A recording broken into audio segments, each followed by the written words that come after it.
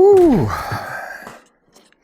So for about the past, I don't know, 3 weeks or so, 4 weeks, been getting up at 5 and getting on job site at 6. Actually been driving bringing my tractor home with me.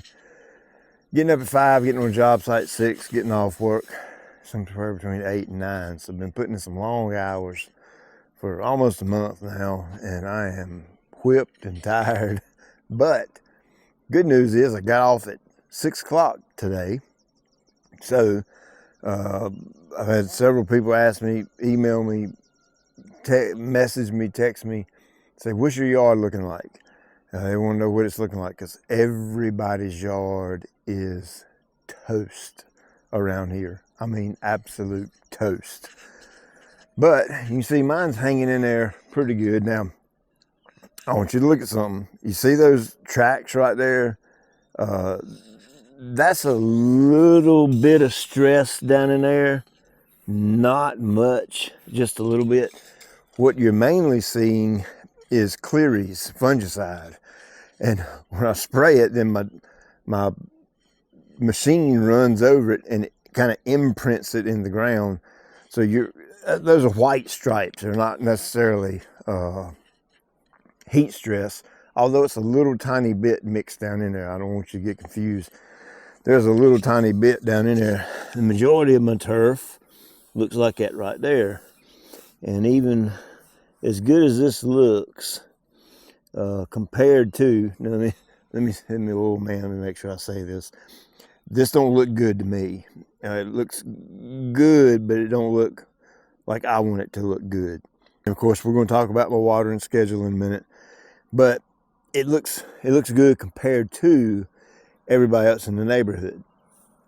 But you can get down in here and you can see some stressed out plants. Get out right here and you can see I've got a little bumper crop of nutsedge. Not at any way, shape, form, or fashion am I worried about that right now. Too hot for me to be spraying herbicides. I just don't want to mess with it. None of my neighbors have complained about it. My wife hadn't complained about it, and I haven't complained about it. So I'm going to be content, and I'm going to leave it right there and let it be. Oh, forgot to say something. Happy July 4th. Great holiday celebrating this wonderful country and this wonderful freedom we have. Thank you so much to the men and women who have served our country and do serve our country. I don't care who you are, military, law enforcement, EMS, Sheriff Department, Highway Patrol, Coast Guard, Marine, all of them, Army, Navy. I'm sure I'm leaving somebody out, but firefighters, every single person that is a servant that does something in their work to further this country as being a free nation and helping people. I love my country. I know we got our problems, we got our issues, but at the end of the day, you can't plop me down on any foreign soil and expect me to be as happy as I am right here on this American soil right here. Obviously, God sends me overseas to be a missionary or something like that. That's a little bit different. Then I'll have the joy of the Lord, whether I'm in Africa or China or wherever. But right now, I got the joy of the Lord right here on this American soil. Come on. So the side yard looks pretty good. This zone over here is broken. Okay, I'm gonna show you something right here. This zone does not work on my timer. And you can see it's a little bit stressed out right here. You can see where I've been turning around with my, what's that mower? Ferris. You can see where it's matted down a little bit, where I kind of mow it the same way. I just all but given up on this area. Look at all this shade I'm dealing with over here. This gets water maybe once every 2 weeks. I'll come out here and manually turn on the valve box over there on the side. And this will run for an hour and a half or so and just really soak it down and then let it go. Weeds in the beds, hard to get rid of them after dark. And again, I'm actually thinking a little bit of this It's probably some gray leaf spot down in here, and that was why I applied the clearies on it. I'll show you something in the backyard, and I'll show you right here too. Where's the irrigation head? There's an irrigation head somewhere. You would think you could see it as much as I've been running it. There is an irrigation head right there somewhere, but look at that. Good day in the morning. Oh, look. There's some fescue going to seed a little late. Beds are full of nutsedge. Got to spray. Look at my suckers right here. This sucker's almost as big as a tree. Something happened with this crepe myrtle over winter. I need to get up in there and prune out all that dead and then feed it a little bit, and she'll flush back out. But you can see all the new growth right there beginning to come out on it. These are called patio crepe myrtles. You can see the difference in this one is absolutely thriving. This right here, same thing. Actually, to be honest with you, I think I put a double pass and I over applied by mistake, or it may have been intentional. I don't know. I can't remember. But that's why it's got that color right there. You can kind of see the pass I made right through there with it. And that was that same fungicide. My cephalotaxis need pruning. Look at that nutsedge right there. Come over here on the patio. All this stuff seems to be doing pretty good. Of course, it's all well established and all that good things. So it's not going to be affected all that bad by the heat, except these hosta. Listen to that. Those jokers are crunchy. They need some water, some kind of bad. And you can see I got a little bit of nutsedge right there. The back isn't too awful bad, especially still comparing it to other yards in the neighborhood. This is stress. I've always had a little bit of trouble with this one area right here. I think that's just a hard pan area. I don't know, it just don't do well, and it's not helping. This row of irrigation right here has a ground default wire. And of course, I don't know where the ground default wire is at. I don't know where it's broken. Of course, the valve box, I've already recut the wires and wire nutted them together, and it's still showing a ground fault. So it's not helping at all that this zone right here ain't working, because that, between this zone and the next zone up, that's what usually hits this area right here. You see right along the edge of my tree line, and when I aerate and seed, I can feel the tree roots from that maple. So there's no doubt in my mind that's helping to stress this area out right here, is those tree roots. So I started playing a little golf again. Well, I'm about to start playing a little golf again. My son is taking it up and is really, really, really enjoying it. So I think that's the time he and I could really hang out together and play a little bit. He's actually got a little mat he'll put on the pine needles. He started off putting it in the grass. I was like, no, that ain't gonna happen, brother. So he puts his little mat on the pine needles and works on his chip shots over to the flagpole right there. But look at this circle right here. This ought to tell you something right here. This ought to be a clear giveaway. My spray pattern's fine. It's just I'm not putting off enough water. I'm not putting out enough water. And you can see right here's the head, right there at my foot. Right around the base of the head, that's where the majority of the water comes out anyway. All the heavy mist, and of course then it throws out right here. But I'm watering every day right now, about 25 minutes a zone, and that should tell you just how hot and dry it actually is. All that stress right there. See that strip? Of course, it follows that irrigation zone right there. So I need to work on getting that fixed. But again, I've been so busy, honestly, I ain't worried about it, to be honest with you. All this will pop back to life. All this will come back to life when we get some rain and cooler weather. Still here, there's no chance of rain anytime soon. I think July 4th, it's supposed to be 95 or 97 or something like that. So let's go back here and look at the bluegrass. And this is what bluegrass looks like in the middle of a drought. Oh my goodness. Oh shoot, I got an irrigation leak. Hang on, let me go get my keys. Man, thank the Lord. Look at all the golf balls back here where Eli's been hitting. Thank the Lord I come back here. Okay, I see, that ain't too bad. I just need to tighten up that clamp. Let me cut the water off.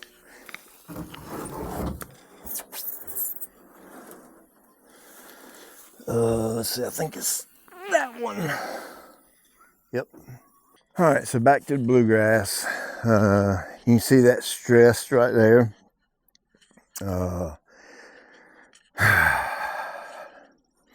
We'll talk about that in a minute. But let's just walk right over here just a little ways and look at this blue right here. Look at that right there. That's just as lush and thick as it can be.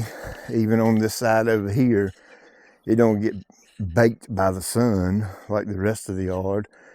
And also, this gets considerably better irrigation coverage. And on my irrigreen, I've got a Wi-Fi timer, a new Wi-Fi setup. I just ain't had time to set it up. Once I get it set up, then I'll try that irrigreen out and see if that makes a difference. Stress right here. Then you look at this big section right here, which if you remember, that stressed out last year. This is just even when I used to have fescue right here, this area right here was stressed first before anything else. It's just a hard spot of ground. And look along the edge right here. She is toasty. And of course, if you're wondering why, the asphalt gets much hotter than the ground. So that heat kind of transfers in, and that's what usually cooks that edge right there when it gets real bad. Look at my neighbors. Our company manages that one. A lot of people have commented on that yard, how good it looks in the springtime, but you can see she's a little toasty right now, like crunchy when you walk on it. So I'm learning bluegrass diseases. Now, I think I've gotten lucky for, how long have I had this out here? 3 or 4 years.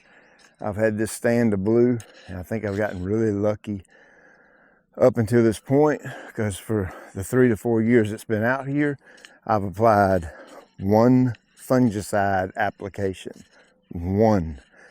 Those of you who know anything about bluegrass, you'll probably say that's highly abnormal, because in a hot, humid environment, typically bluegrass is going to, get disease in it. Relatively similar to fescue, not necessarily the same types of disease. I'm telling him he's got to clean up after himself. He's going to hit golf balls out here. Now, this spring was abnormal for us.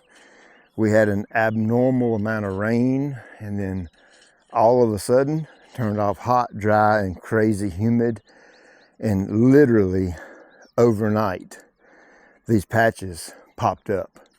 So when they first appeared, my first instinct was, oh, that's Rhizoctonia. That's brown patch.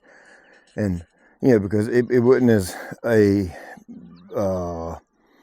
how do you word it? It wasn't as a defined circle in the earlier stages when I saw this. And I said, oh, that's brown patch. And so went out with azoxystrobin, propiconazole adjuvant. Didn't do anything for it. Did not touch it. And so then, I think that's a little dollar spot right there, I believe, is what that is. Of course, I've already treated for all of that. But what I was saying was, I thought it was brown patch, okay? Like I said, I'm just not familiar with disease in bluegrass all that much. So, I'm kind of diagnosing it as fescue, and come to find out, I don't think bluegrass even deals with brown patch all that much. So I got it on the horn with my buddy Chris, who's a serious bluegrass guy. He really knows what he's doing with it.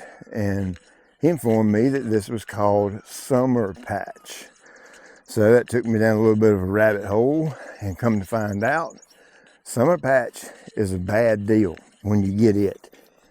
I've got a turf grass pathologist buddy that teaches at NC State, and a turf grass pathologist is someone who studies disease in turf. At least that's his specialty. And so I sent him some pictures. So check this out. What's the deal? Not going against what Chris said. I was just wanting to learn even more about it. And, going to a pathologist, he's absolutely going to be able to teach you what you need to know about it. Let me get my phone out right here and see what he said about it, because this is a brand spanking new disease for me. He already warned me to watch out for a dollar spot. And of course, there it is over there. All right, so I asked him about it, and he said, when did you apply the azoxystrobin and the propiconazole? And of course, I told him, as soon as I saw the disease or saw first signs of it, maybe a few days after that. And his reply was, that's too late. Summer patch has to be treated in the spring when soil temps reach 65 degrees. Nothing will work now, hence why it looks worse. Then he was kind of throwing a cheap shot at me, I believe. Summer patch is the main reason Kentucky bluegrass doesn't work in North Carolina, except for the mountains. And I'm like, well, I'm going to figure it out one way or the other. I'm going to make it work. So next year, going into the summer, before the soil temps hit 65, you can bet I'm going to start azoxystrobin and propiconazole applications to try to not get these nasty looking circles in my grass. And he's right. No matter what the heck I throw to it, they will not go away. They're sitting right there, and it's looked just like that pretty much since, a few days after. Of course, the first signs of it, it's not going to look that bad. Based on my homework I've done on this, one way you tell this is different brown patch is brown patch. You're not going to have that definitive dark patch of grass. You're going to have a fisheye look with brown patch, but it's going to be a lot milder or lighter color green, because some of the disease will kind of be mixed in that center. But look at that right there. It ain't hardly no disease in that area right there. It's just in a good clean circle. And that's what they call summer patch. So this is my first experience with it. Never seen it before in any grass until now. He said do 2 to 3 apps every 28 days. Once soil temps at 65 in the spring, you must water those apps in immediately with a 1/4 inch irrigation to move the fungicides into the root zone. Otherwise, you're wasting your time. So that's coming straight from a pathologist at NC State. So now I'll know how to handle this next year. And of course, the stress. Remember a few years ago, I went to the beach and on vacation and intentionally turned the irrigation off for that week, and it was blistering hot. And then I got back, showed you a video on it, showed you it was all brown and yucky, and then just started pumping water to it. And then it started making a full recovery. Well, I could do that now, but I'm just so stinking busy. I'm okay with it because I don't want to mow. Look at that right there. That's nasty looking. But I'm okay with it. The grass will come back this fall, and I'll probably do some verticutting out here, raking, verticutting, and may even aerate and overseed it. I'm probably going to have to fix a few spots because I'm sure some of this grass is going to be dead and not going to come back, but a lot of it will come back. Matter of fact, the overwhelming majority of it will probably come back, because that's what's happened for the past 4 years during the summer when it goes under a drought. Height of cut back here is 2 inches. Actually, excuse me, I think it's cut at 1.5 inches. And water schedule back here is every day 30 minutes of zone. So every day 30 minutes of zone here, every day 20 minutes of zone there, and you can kind of see the condition of the yard. And you know, I got a good well. It's 28 gallons a minute ish, and you know, at this point in time, I'm just not worried about bringing the grass all that back and making it look pristine. I mean, I still got some green blue right here. My work schedule right now, working on these ball fields, I'm completely fine if I don't mow this the rest of the year. I know that sounds crazy. Pete, well, you like mowing, you like your grass to look green, that's right, but I also like to feed my family. and there's work to be done, so I'm gonna get the work done, and you know, the heck with the grass. It'll be here this fall, and it'll look great this fall, and then I can enjoy it then. That's one thing I do like to do on these water hoses. See that little indention it leaves? About every other day, I'll come out here and move it to a new spot. That way I don't get a nasty looking garden hose trench through the yard. And of course, I read the comments on my Instagram and Facebook and YouTube. I don't get to read them all, but I read a lot of them, and I see those comments. So yeah, this guy's got the best looking yard around, and it looks good. But I just wanted to show you real deal stuff right here that even the best looking yards can struggle. Hey, get your feet off my stressed out bluegrass. You're making it worse. Look right here. I finally found out what this is right here. This is called, that's called summer patch. Had no idea it even existed. I mean, I knew the fungus existed. It's similar to brown patch, but by the shape of it and the color. But I didn't know what it was. I thought it was brown patch. So I treated it for brown patch and didn't do nothing. Come to find out, you got to start treating this stuff early in the year, early in the spring. Only for bluegrass? Only for bluegrass. Yeah, I've never seen that in a fescue yard. But the bad thing is, it's going to look like that until we overseed it. Sorry, it is what it is. This is a fungus that once you get it, according to my pathologist buddy at State, once you get it, it's going to be there. That's nutsedge. It's fine. I ain't hurting nobody.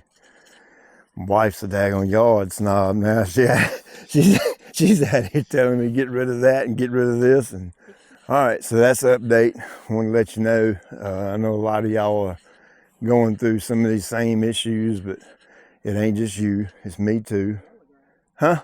Yeah, I mean, the neighbor's got, that's my wife's sister-in-law that lives right there. Excuse me, that's my sister-in-law. That's right, it's my sister-in-law. It's my wife's sister that lives right there. And like I said, our company maintains that. And yeah, hers, what did you say? It's yellow? Yeah, she's got yellow grass right now. Matter of fact, almost every yard in the neighborhood's got yellow grass, don't they? There's a handful of yards that's full of weeds. They're green. What the Bermuda yards? They're kind of brown too, ain't they? Yeah, they're not popping. Yeah, even the Bermuda yards, they're not popping in here. Of course, none of that stuff's irrigated, but all of the fescue yards, huh? All of the fescue yards in my neighborhood are toast. Believe it or not, as bad as that yard looks, believe it or not, cooler weather, some rain, and aeration and overseeding. Matter of fact, you probably ain't got to overseed it because it's so thick. But you do those things this fall and she'll pop right back, and Halloween it'll be green as a gourd. So that's what it looks like. Just wanted to encourage you with my troubles, to let you know that, you know, I don't even keep a perfect yard all the time. It just is what it is. When it gets so hot and so dry like this right here, I mean, unless you just have some type of abnormal situation, and I mean, I got a good well, I could freaking pump water to it, but I risk running my well dry. And if I do that, then I'm in trouble. So if I need to, you know, get my fix, and I just come over here next to an irrigation head, and look at that, just rub that turf right there. Look at that. See that irrigation head right there? Look at that. Look at that green that is. So this right here will do me for, I don't know, about a week or so. And I got my fix. Look at there. Just rub it a little bit. I'm good to go. That's all I need. All right, let's get the sand wedge out and wear your tail out right quick. Check you later. I got that on camera. Shot of the day, I mean. I hope I got that on camera. Sculled that thing. Come on now. Shot of the day. You need to play it back in your stance a little bit.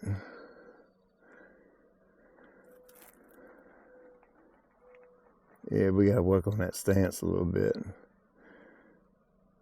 Probably help to get some clubs. Oh my goodness, that's why my balls are, that's why those golf balls are in the neighbor's yard. First shot of the day, second shot of the day. Well, the second shot I'll be the second best. He's on camera, so I'm killing him right now. I need to go to the farm and get my golf clubs. All right, you get in there. No, my chips. A little right. My chips last night were dead perfect, every single one. Well, you ain't got no excuse. It's daytime. You see what you're doing now. Oh my goodness, skull it, would you? No, what's happening is you ain't got the golf ball positioned right in your stance. Well, And you're swinging up on it instead of pinching it. Like I showed you last night. That was straight. We're supposed to go Saturday morning and play. Uh-oh. Woo, almost. But here's the deal. Okay, so are you trying to hit the pole, hit the flagpole, or are you trying to land it at the base of the flagpole? I've yet to.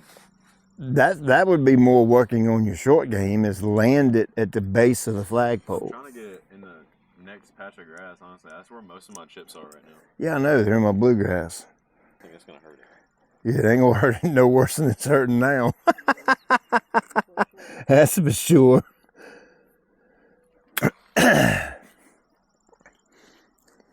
What is that, pitching wedge? Let me get one more. Let me get one more. Get you one more.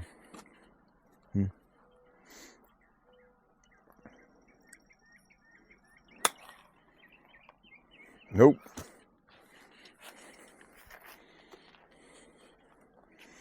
This is what I was talking about when you hitting a little chip shot. I like to open up just a little bit, and I play it off my back foot, on my back toe. Pitching wedge was in the middle of your stance. Look at that. Ooh. Yeah, but that's on a full shot. But that's just a 20-yard pitch.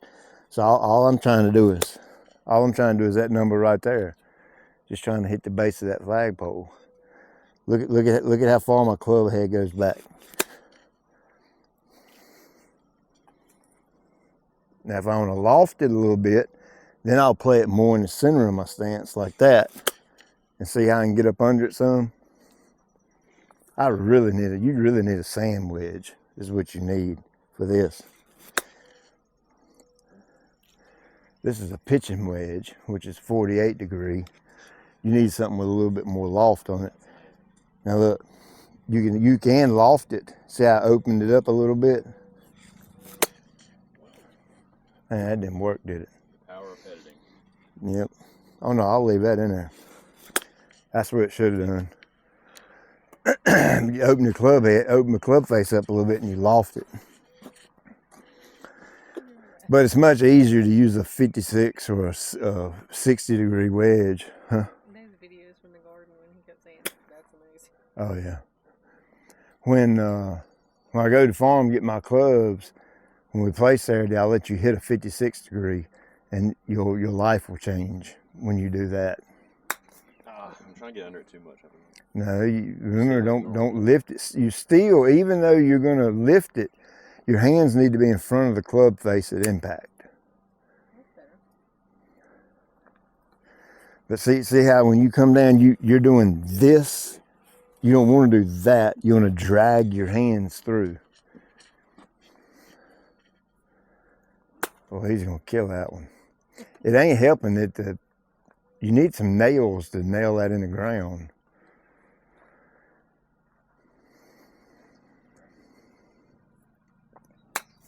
Lord, yeah. You need a Yeah, but I opened my 56. thing. I know. You need a 56. Try it off at short turf. This is more realistic, I think. Not on the golf courses I like playing. Well, the Monroe it is. This is Monroe, actually. Yeah. I promise you it's Yeah. Well, that's not the golf fairway course. is rough, and the That- rough is that. Yes. It's like hitting off the paved road, man, when you're getting out of the fairway. I can't do that open thing. Well, don't open it. I'm just saying hit it normal hit your normal shot, but off the short grass. No, off short grass.